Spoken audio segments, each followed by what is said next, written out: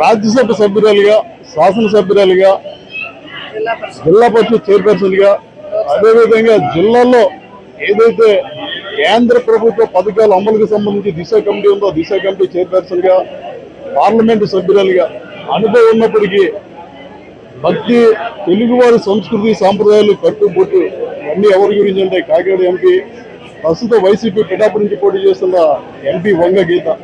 తనకంటే పెద్దవాళ్ళైనా చిన్నవాళ్ళైనా కూడా తమ్ముడేని మర్యాదకి పిలిచే సాంప్రదాయం మన ఉమ్మడి తూర్పుగోదావరి జిల్లాలో ఆవిడనే చూస్తాం. ఎంపీ గీత గారితో మాట మేడం ఇప్పుడు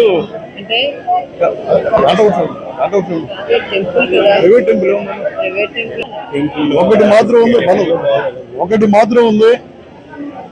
ఏదైతే పవన్ కళ్యాణ్ ఒక మాట మాట్లాడారు మేడం గారు, ప్రజారాజ్యం నుంచి మేమే టికెట్ ఇచ్చాం, కానీ అంతకు ముందే మీరు ఎంపీ చేశారు, అంతకు ముందే జిల్లా పరిషత్ చైర్మన్ చేశారు, పార్టీకి అధ్యక్షులు చేశారు, దాన్ని ఎలా చూడాలి? అంటే పూర్తిగా ఇన్ఫర్మేషన్ తీసుకుని ఉంటే బాగుందనేది నా యొక్క అభిప్రాయం. మరి ఇన్ఫర్మేషన్ లేకుండా కామెంట్స్ చేయడం అనేది ఏ రాజకీయ నాయకుడికైనా కరెక్ట్ కాదు. 2009 కాదు, నేను 2085 నుంచి కూడా స్టూడెంట్గా నేను రాజకీయాల్లో ఉన్నాను. 85 తర్వాత ఇంచుమించుగా 87లోనే రాష్ట్ర స్థాయి పోస్టులు చాలా చేసింది జరిగింది, డైరెక్టర్స్ కానీ చైర్మన్స్ కానీ ఇట్లా. తర్వాత 95లో ఎమ్మెల్యే జిల్లా పరిషత్ చైర్మన్ అయ్యాను. అంతకు ముందు నాకు 94లో పిఠాపురం నియోజకవర్గ సీట్ ఇచ్చారు. అయితే అప్పుడు అనివార్య కారణాల వల్ల నన్ను మార్చడం జరిగింది. మళ్ళీ 95 ఇమ్మీడియట్గా జిల్లా పరిషత్ ఎన్నికల్లో నన్ను చైర్మన్గా ఇచ్చారు. ఇంకొక నెల ఉందనగా కూడా మళ్ళీ 99లో ఎలక్షన్స్ వచ్చాయి. అప్పుడు కూడా మళ్ళీ నాకు ఎమ్మెల్యేగానే సీట్ ఇవ్వాలి. అప్పుడు కూడా కొన్ని కారణాల వల్ల నాకు ఇవ్వలేకపోవడం జరిగింది. అందుకు మళ్ళీ నాకు 2000లో ఇంకా జిల్లా పరిషత్ చైర్మన్ 1 మంత్ ఉండగానే నేను రాజ్యసభ ఎంపీగా ఎలక్షన్ అయింది. తర్వాత 2006 వరకు రాష్ట్ర పార్టీ అధ్యక్షురాలుగా ఇవన్నీ చేశాం.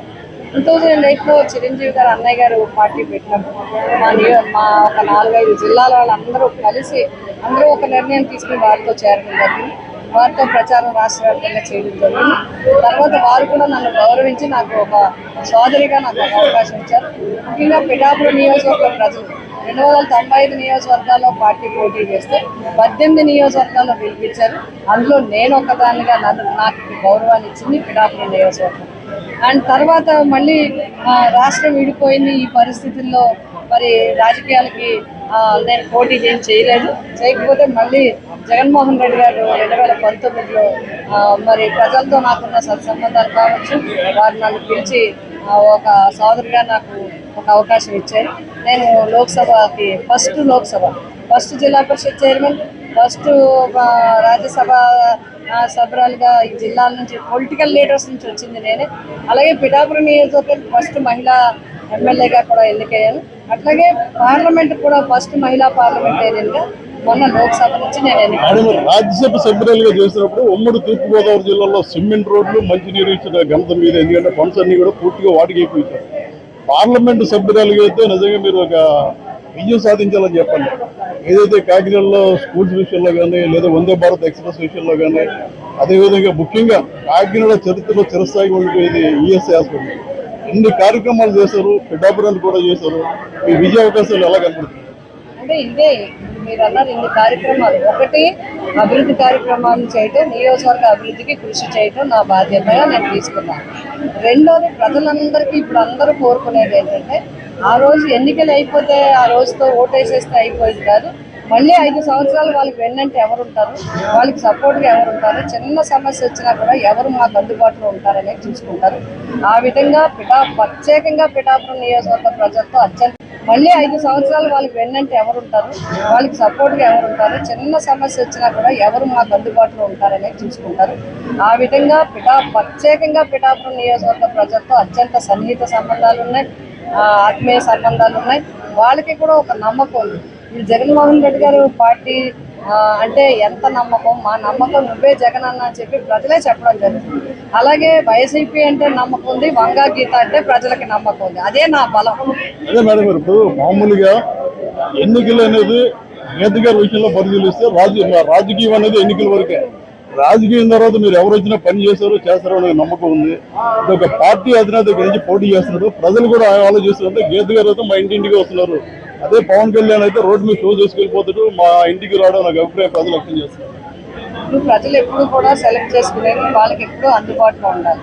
ఒకటి నియోజకవర్గ నైసర్గిక పరిస్థితులు అర్థం చేసుకుంటే ఇక్కడ ఎక్కువ రైతాంగం ఉన్నారు, కొద్దిగానే ఇండస్ట్రియలిస్టులు ఉన్నారు, రైస్ మిల్స్ కానీ ఇవి చిన్న చిన్నవి, మిగతాది మత్స్యకారులు ఉన్నారు, చేనేతలు ఉన్నారు, కొమ్మరి జాలరి అన్నట్టుగా అందరు అన్ని కులాలు నమస్తే అన్ని కులాలు ఉన్నారు. కాబట్టి వీరందరికీ ఏ రకమైన సహకారం కావాలి అంటే ప్రతి నిమిషం కావాలి.